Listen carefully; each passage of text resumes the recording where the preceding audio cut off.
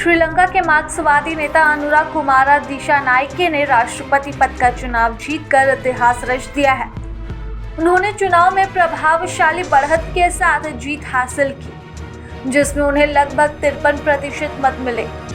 दिशानायके जो कोलंबो जिले के सांसद हैं और राष्ट्रीय जनता शक्ति नेशनल पीपल्स पावर और जनता विमुक्ति पेरमुना पार्टी का नेतृत्व करते हैं, ने इस चुनाव में महत्वपूर्ण सुधारों का वादा किया था। उन्होंने कहा था कि वे भ्रष्टाचार विरोधी उपायों और गरीबों के कल्याण पर ध्यान केंद्रित करेंगे।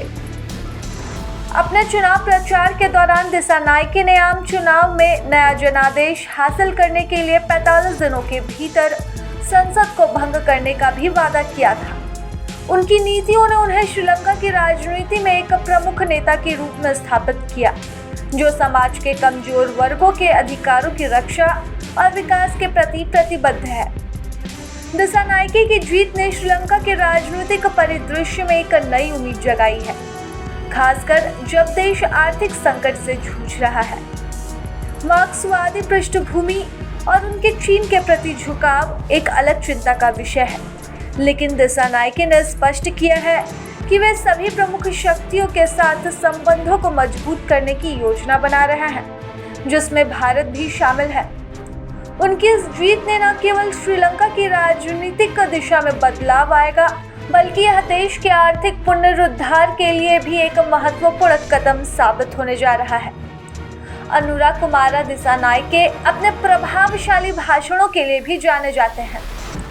उन्होंने अपने चुनावी घोषणा पत्र में करों में कटौती का वादा किया था।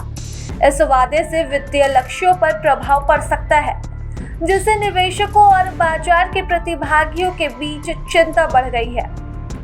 हालांकि चुनावी भाषणों के दौरान उन्होंने यह भी कहा कि कोई बदलाव अंतर्राष्ट्रीय मुद्रा कोष के साथ परामर्श के बाद ही किया जाएगा और वे ऋण की पूर्ण भुगतान सुनिश्चित करने के लिए प्रतिबद्ध है। दिशानायके का यह मिश्रित संदेश चुनावी मैदान में उनके समर्थकों और विपक्षियों के बीच चर्चा का विषय बन गया है और उनकी आर्थिक नीतियों को लेकर अनिश्चितता बनी हुई है। श्रीलंका के आम चुनावों में निवर्तमान राष्ट्रपति रानिल विक्रमसिंघे को वामपंथी नेता अनुरा कुमार दिशानायके हाथों बड़े उलटफेर का सामना करना पड़ा है। दिशानायके ने धमाकेदार जीत दर्ज की और वह श्रीलंका के अगले राष्ट्रपति होंगे। श्रीलंका में देश के 10वें राष्ट्रपति का चुनाव करने के लिए 21 सितंबर को मतदान हुआ था और वोटों की गिनती कल शाम 5 बजे के बाद शुरू हुई। 1,70,00,000 मतदाताओं में से करीब 75% ने राष्ट्रपति चुनाव में अपने मताधिकार का प्रयोग किया। नवंबर 2019 में हुए पिछले राष्ट्रपति चुनाव में हुए 83% मतदान रिकॉर्ड किया गया था। प्रभातखबर.com, विश्वास वही, रफ्तार नहीं।